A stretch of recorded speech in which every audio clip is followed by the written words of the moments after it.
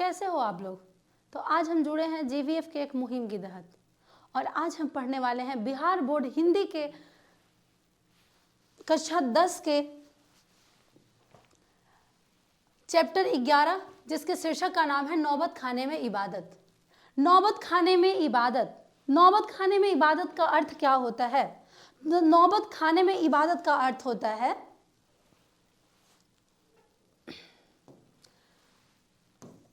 नौबत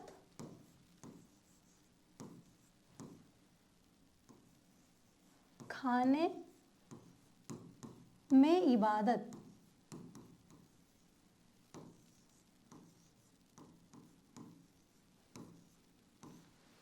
नौबत खाने का अर्थ होता है प्रवेश द्वार के ऊपर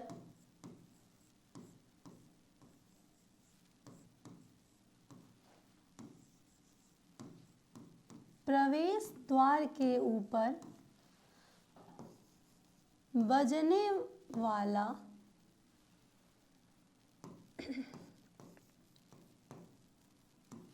मंगल ध्वनि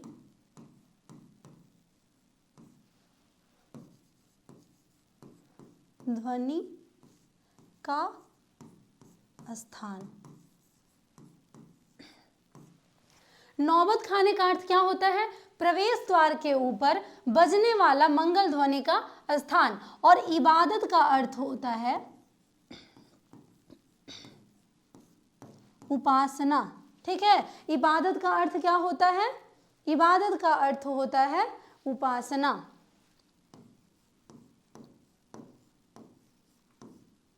ठीक है, नौबत खाने में इबादत। हमारे अध्याय का शीर्षक क्या है? नौबत खाने में इबादत। और आज हम इसके एमसीक्यू क्वेश्चंस करने वाले हैं। तो नौबत खाने का अर्थ होता है प्रवेश द्वार के ऊपर बजने वाले मंगल ध्वनि जो होता है उसका स्थान। और इबादत का अर्थ होता है उपासना, यानी कि प्रवेश द्वार के ऊपर बजने वाला मंगल ध्वनि वाला जो स्थान है उसमें उपासना करना इस शीर्षक का अर्थ हो गया। ठीक है, तो नौबत खाने में इबादत ये किसके द्वारा लिखा गया है?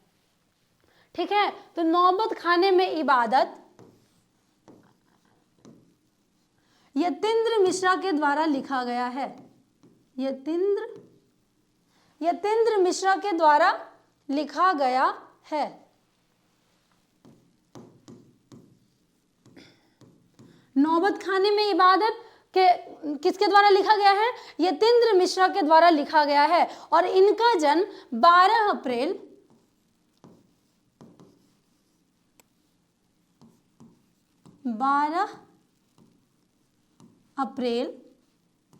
1977 ईस्वी में उत्तर प्रदेश के एक गांव है अयोध्या में हुआ था। गांव नहीं, अयोध्या में हुआ था।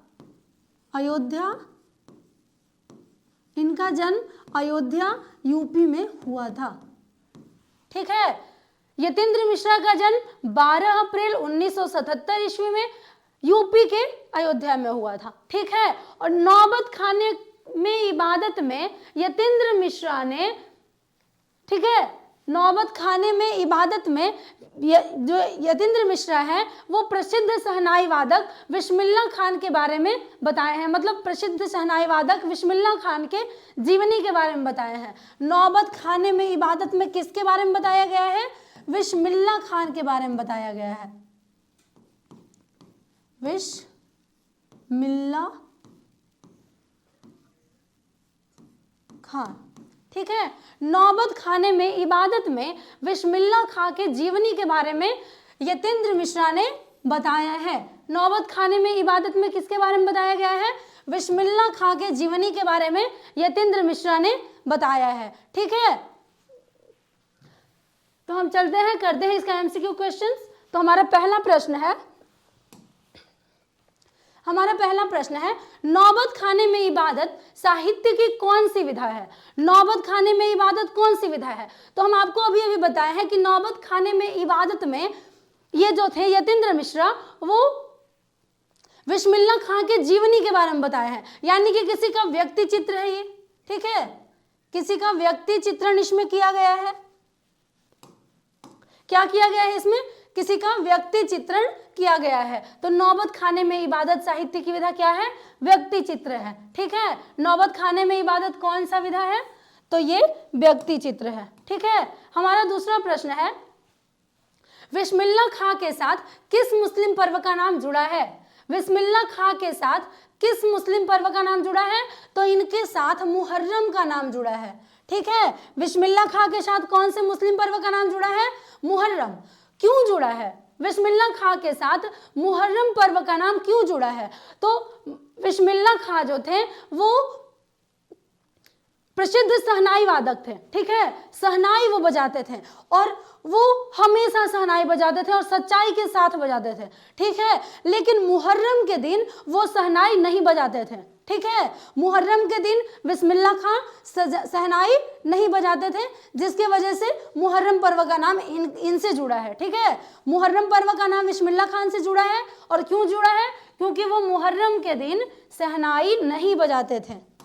ठीक है, हमारा अगला प्रश्न है, नौबत खाने में इबादत पाठ के लेखक कौन है? तो नौबत खाने में इबादत पाठ के लेखक कौन है? यतीन्द्र मिश्रा। कौन है नौबत खाने में इबादत पाठ के लेखक? यतीन्द्र मिश्रा। नौबत खाने में इबादत पाठ के लेखक यतीन्द्र मिश्रा हैं। ठीक है, हमारा अगला प्रश्न है, यतीन्द्र मिश्रा का जन्म कब हुआ था? तो हम लोग अभी अभी पढ़े हैं, यतीन्द्र मिश्रा का जन्म 1977 ईस्वी में हुआ था। यतीन्द्र मिश्रा का जन्म कब हुआ था? 1977 में। हम लोग अभी पढ़े हैं ना, 12 अप्रैल 1977 में यतीन्द्र मिश्रा का जन्म हुआ था। ठीक है, 12 अप्रैल 1977। कब हुआ था? 12 अप्रैल 1977 में यतीन्द्र मिश्रा का जन्म हुआ था। तो इसका आंसर हो जाएगा ऑप्शन ए 1977। ठीक है, हमारा अगला प्रश्न है, यतीन्द्र मिश्र रचनाकार के रूप में मूलतः क्या थे? यतीन्द्र मिश्र रचनाकार के रूप में मूलतः जो थे वो कवि थे। ठीक है, यतीन्द्र मिश्र क्या थे? यतीन्द्र मिश्र रचनाकार के रूप में मूलतः कवि थे। ठीक है, हमारा अगला प्रश्न है, यतीन्द्र मिश्र के अब तक कितने काव्य संग्रह प्रकाशित हो चुके हैं? यतीन्द्र मिश्र के अब तक कितने काव्य संग्रह प्रकाशित हो चुके हैं? तो इनके 3 काव्य संग्रह प्रकाशित हो चुके हैं। यतीन्द्र मिश्र के अब तक 3 काव्य संग्रह प्रकाशित हो चुके हैं।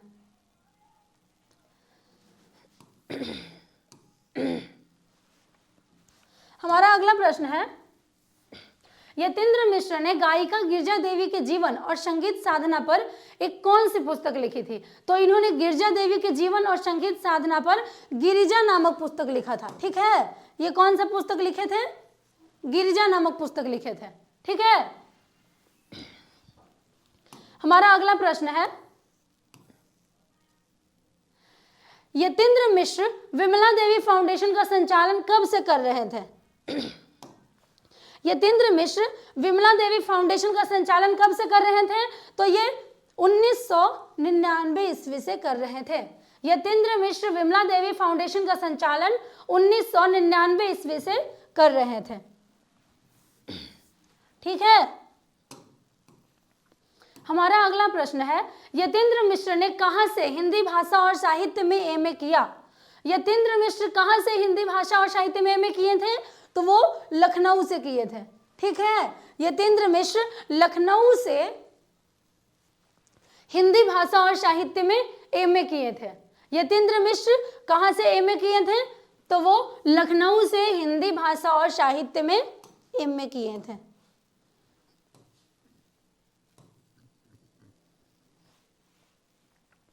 बिस्मिल्लाह खां प्रसिद्ध थे। बिस्मिल्लाह खां प्रसिद्ध क्या थे? बिस्मिल्लाह खां प्रसिद्ध सहनाई वादक थे। ठीक है, बिस्मिल्लाह खां प्रसिद्ध सहनाई वादक थे। ठीक है, बिस्मिल्लाह खां के पूरे परिवार सहनाई बजाता था। ठीक है, वो उनके पूरे परिवार ही सहनाई वादक थे। नौबत खाने में इबादत किस विधा में रचित है? नौबत खाने में इबादत ऊपर भी आया था, ये क्या है? व्यक्ति चित्र है। नौबत खाने में इबादत व्यक्ति चित्र है, यतेंद्र मिश्रा के द्वारा लिखा गया है और इसमें बिस्मिल्लाह खां का जीवन का चित्रण किया गया है, वर्णन किया गया है। ठीक है, हमारा अगला प्रश्न है, बालाजी मंदिर काशी में किस घाट पर अवस्थित है? बालाजी मंदिर काशी में किस घाट पर अवस्थित है? तो ये है पंचगंगा घाट पर अवस्थित है। बालाजी मंदिर काशी में पंचगंगा घाट पर अवस्थित है। ठीक है, बालाजी मंदिर काशी में किस घाट पर अवस्थित है? पंचगंगा घाट पर अवस्थित है। ठीक है, उस्ताद बिस्मिल्लाह खां के बचपन का नाम क्या था? तो उस्ताद बिस्मिल्लाह खां के बचपन का नाम था कमरुद्दीन। ठीक है, उस्ताद बिस्मिल्लाह खां के बचपन का नाम था कमरुद्दीन। ठीक है, इनके बचपन का नाम क्या था? कमरुद्दीन नाम था। उस्ताद बिस्मिल्लाह खां के बचपन का नाम कमरुद्दीन था। ठीक है, हमारा अगला प्रश्न है, बिस्मिल्लाह खां बाल्यकाल में कितने वर्ष डुमरांव में बिताकर काशी में रहने गए थे? बिस्मिल्लाह खान जो थे वो कितने वर्ष तक डुमरांव में रहकर, डुमरांव जो उनका गांव था, डुमरांव में ही बिस्मिल्लाह खां का जन्म हुआ था और डुमरांव हमारे बिहार में ही पड़ता है। ठीक है, बिहार के डुमरांव में बिस्मिल्लाह खां का जन्म हुआ था और काशी में इनका नानी घर था। ठीक है, नानी माँ का घर था काशी में। तो बिस्मिल्लाह खां कितने वर्ष तक डुमरांव में रहकर अपनी नानी के यहाँ यानी कि काशी चले गए थे? तो ये 5 से 6 वर्ष रहे थे।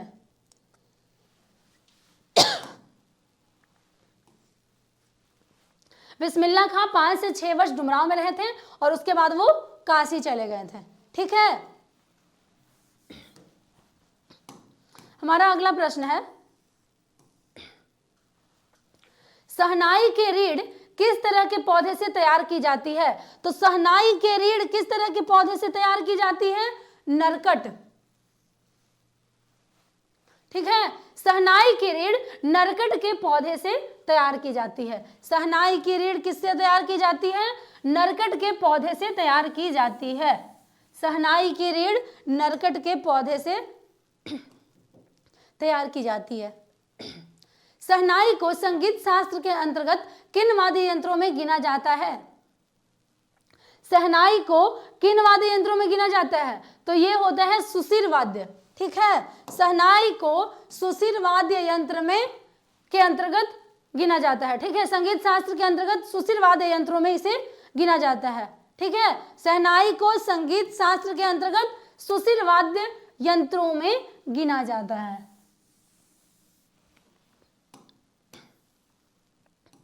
हमारा अगला प्रश्न है, फूंक कर बजाए जाने वाले वाद्यों में शाह की उपाधि किसे दिया गया है?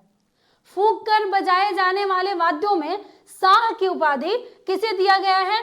तो ये शहनाई को दिया गया है। ठीक है, फूंक कर बजाए जाने वाली वाद्यों में शाह की उपाधि शहनाई को दिया गया है। ठीक है,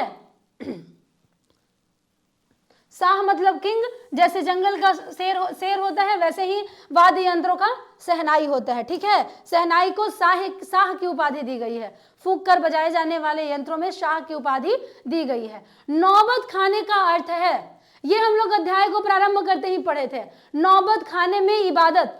इस अध्याय का नाम है नौबत खाने में इबादत। तो नौबत खाना का क्या अर्थ होता है? तो हम आपको बताए थे कि नौबत खाना का अर्थ होता है प्रवेश द्वार के ऊपर मंगल ध्वनि बजने का स्थान। ठीक है, प्रवेश द्वार के ऊपर मंगल ध्वनि बजने का स्थान। नौबत खाना का अर्थ होता है प्रवेश द्वार के ऊपर मंगल ध्वनि बजने का स्थान। ठीक है,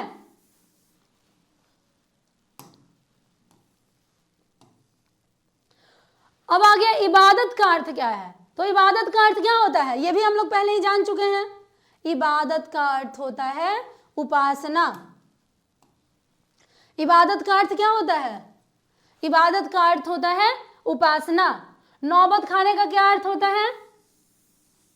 नौबत खाने का अर्थ होता है प्रवेश द्वार के ऊपर मंगल ध्वनि बजने का स्थान। और उपासना का, इबादत का क्या अर्थ होता है? इबादत का अर्थ होता है उपासना। हमारा अगला प्रश्न है, मुहर्रम की कौन सी तारीख बिस्मिल्लाह खां के किस खास महत्व की होती, मतलब मुहर्रम की कौन सी तारीख जो थी वो बिस्मिल्लाह खां के लिए महत्वपूर्ण होती थी, ठीक है, खास होती थी। मुहर्रम 10 दिन का होता है, ठीक है, मुहर्रम जो होता है 10 दिन का होता है। और मुहर्रम का कौन सा तारीख बिस्मिल्लाह खां के लिए खास था? तो मुहर्रम का जो 8वीं तारीख होती थी वो बिस्मिल्लाह खां के लिए खास होता था। मुहर्रम का जो 8वां दिन होता था वो बिस्मिल्लाह खां के लिए खास होता था। और ऐसा क्यों होता था? मुहर्रम का 8वां दिन बिस्मिल्लाह खां के लिए खास क्यों होता था? तो इसका कारण ये है कि मुहर्रम के 8वें दिन बिस्मिल्लाह खां को शहनाई बजाने का मौका मिलता था, ठीक है, मुहर्रम के 8वें दिन शहनाई बजाने का मौका मिलता था, इसीलिए ये दिन जो था बिस्मिल्लाह खां के लिए बहुत खास था, ठीक है, इसीलिए ये दिन बिस्मिल्लाह खां के लिए खास होता था। 8वां दिन बिस्मिल्लाह खां के लिए खास होता था क्योंकि इस दिन उन्हें शहनाई बजाने को मिलता था। अब देखिए, बिस्मिल्लाह खां के परदादा का नाम क्या था? बिस्मिल्लाह खां के परदादा का नाम क्या था? तो इनके परदादा का नाम था उस्ताद सलाद हुसैन।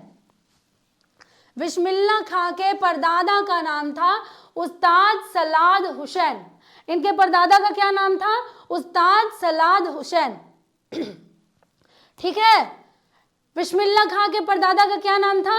उस्ताद सलाद हुसैन। बिस्मिल्लाह खां के परदादा का नाम था उस्ताद सलाद हुसैन। हमारा अगला प्रश्न है,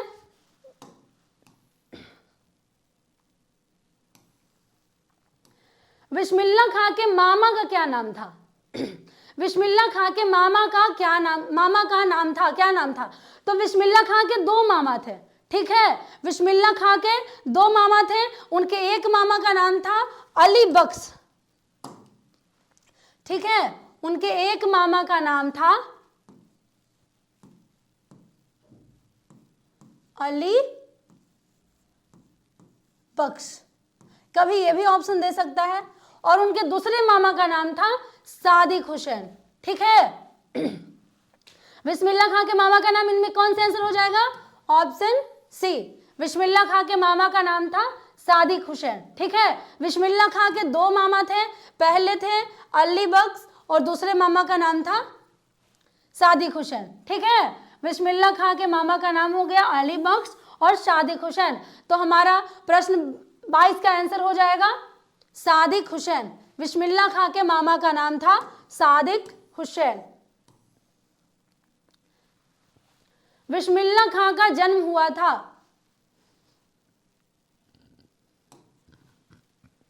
बिस्मिल्लाह खां का जन्म कहाँ हुआ था? तो अभी हम लोग पढ़े हैं बिस्मिल्लाह खां का जन्म कहाँ हुआ था? डुमरांव बिहार में हुआ था। बिस्मिल्लाह खां का जन्म बिहार के डुमरांव में हुआ था, ठीक है, बिस्मिल्लाह खां हमारे बिहार के ही थे और इनका जन्म बिहार के डुमरांव में हुआ था।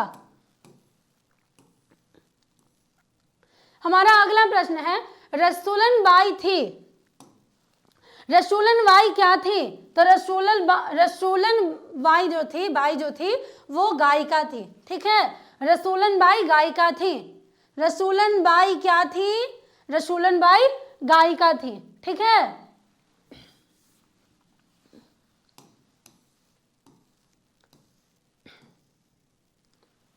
हमारा अगला प्रश्न है, सुलोचना कौन थी? सुलोचना कौन थी? तो सुलोचना जो थी वो अभिनेत्री थी, ठीक है, सुलोचना कौन थी? सुलोचना अभिनेत्री थी, ठीक है, सुलोचना अभिनेत्री थी।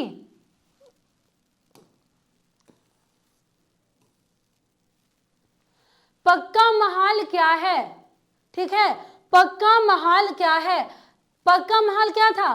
तो पक्का महाल जो था वो काशी विश्वनाथ से लगा हुआ इलाका था, ठीक है, पक्का महल क्या है? काशी विश्वनाथ से लगा हुआ इलाका। पक्का महल काशी विश्वनाथ से लगा हुआ इलाका है, ठीक है, काशी विश्वनाथ से लगा हुआ इलाका है पक्का महल। पक्का महल क्या है? काशी विश्वनाथ से लगा हुआ इलाका। बिस्मिल्लाह खां का निधन कब हुआ था? ठीक है, बिस्मिल्लाह खां का निधन कब हुआ था? तो बिस्मिल्लाह खां का निधन हुआ था 21 अगस्त 2006 में। ठीक है, बिस्मिल्लाह खां का निधन 21 अगस्त 2006 में हुआ था। ठीक है, हमारा अगला प्रश्न है, कुलसुम कौन थी? कुलसुम कौन थी? तो कुलसुम जो थी वो हलवाइन थी। ठीक है, कुलसुम कौन थी? कुलसुम हलवाइन थी। ठीक है, कुलसुम हलवाइन थी। ठीक है, कुलसुम हलवाइन थी।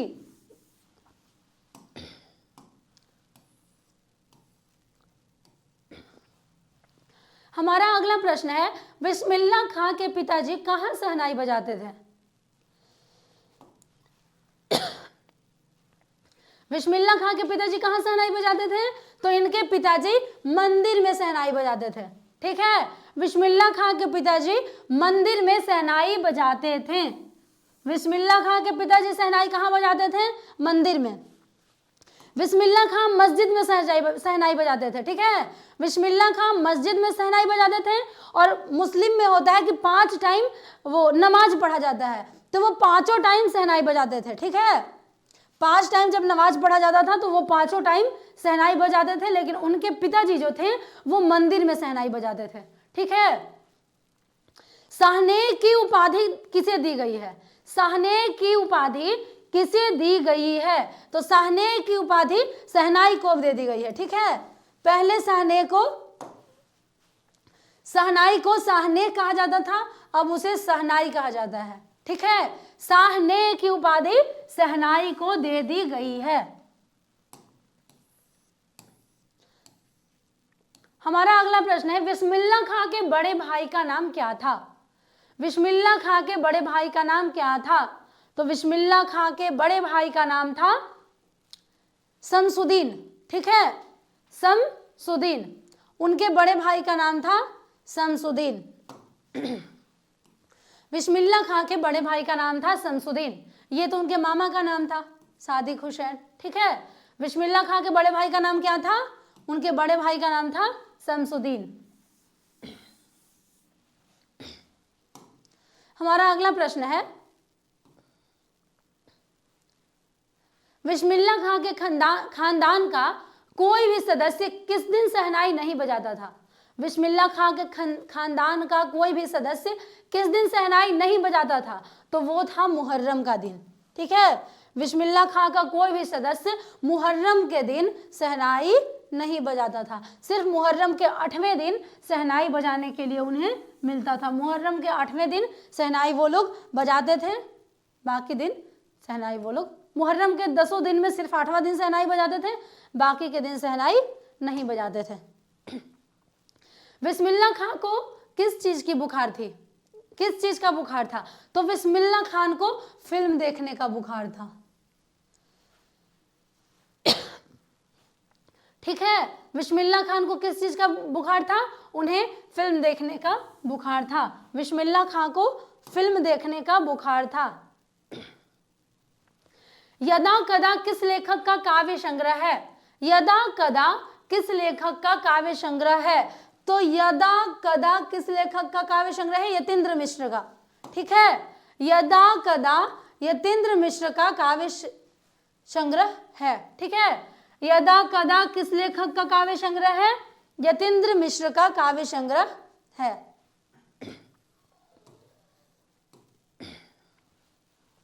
हमारा अगला प्रश्न है, बिस्मिल्लाह खां को बालाजी मंदिर में शहनाई बजाने पर कितनी मेहनताना मिलती थी? जब बिस्मिल्लाह खां बालाजी मंदिर में शहनाई बजाते थे तो उन्हें मेहनताना कितनी मिलती थी? तो उन्हें मेहनताना मिलता था 8 आना। ठीक है, बिस्मिल्लाह खां को बालाजी मंदिर में शहनाई बजाने का मेहनताना 8 आना मिलता था।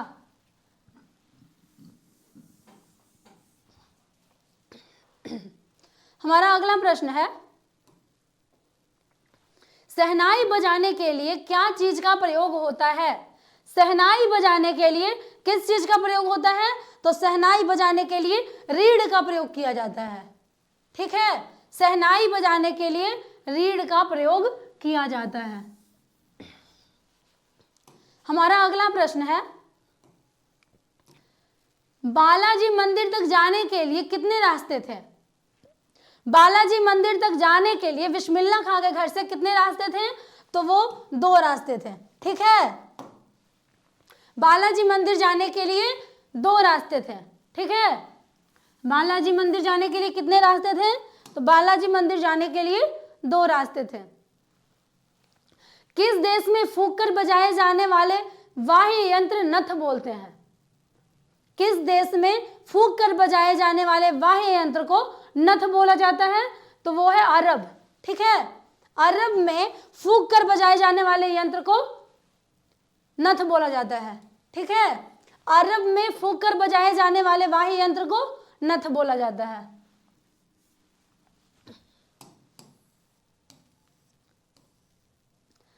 हमारा अगला प्रश्न है, काशी किसकी पाठशाला है? काशी किसकी पाठशाला है? तो काशी संस्कृति का पाठशाला है। ठीक है, काशी संस्कृति का पाठशाला है। काशी किसकी पाठशाला है? काशी संस्कृति का पाठशाला है।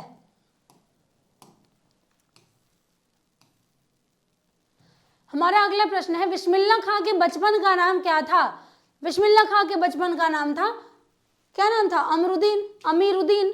ठीक ना, बिस्मिल्लाह खां के बचपन का नाम क्या था? अमीरुद्दीन। बिस्मिल्लाह खां के बचपन का नाम था अमीरुद्दीन। ठीक है,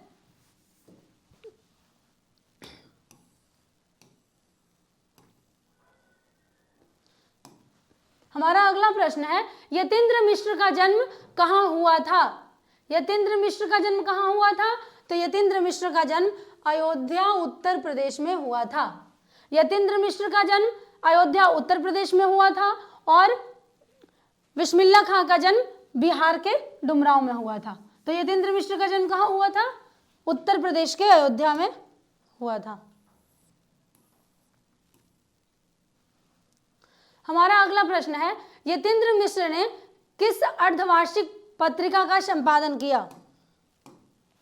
यतीन्द्र मिश्र कौन से अर्धवार्षिक पत्रिका का संपादन किए थे? तो वो है साहित्य अर्धवार्षिक पत्रिका का संपादन यतीन्द्र मिश्र किए थे। साहित्य अर्धवार्षिक पत्रिका का संपादन यतीन्द्र मिश्र किए थे। ठीक है, हमारा अगला प्रश्न है, यतीन्द्र मिश्र को किस पुरस्कार से सम्मानित किया गया था? ठीक है, यतीन्द्र मिश्र को किस पुरस्कार से सम्मानित किया गया था? तो यतीन्द्र मिश्र को राजा पुरस्कार से भी सम्मानित किया गया था, भारत भूषण अग्रवाल पुरस्कार से भी सम्मानित किया गया था और ऋतुराज सम्मान भी दिया गया था। तो यतीन्द्र मिश्र को इनमें से सभी, ठीक है, ये तीनों पुरस्कार से इन्हें सम्मानित किया गया था। ठीक है, यतीन्द्र मिश्र को इनमें से कौन कौन सा पुरस्कार दिया गया था? तो यतीन्द्र मिश्र को ये तीनों पुरस्कार से सम्मानित किया गया था, राजा पुरस्कार, भारत भूषण अग्रवाल पुरस्कार और ऋतुराज सम्मान। ठीक है, ये तीनों पुरस्कार यतीन्द्र मिश्र को दिया गया था। तो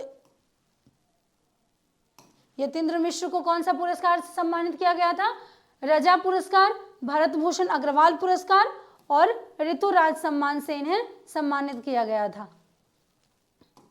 हमारा आखिरी प्रश्न है, सुलोचना कौन थी? सुलोचना कौन थी? तो सुलोचना थी अभिनेत्री। ठीक है, सुलोचना कौन थी? सुलोचना अभिनेत्री थी। ठीक है।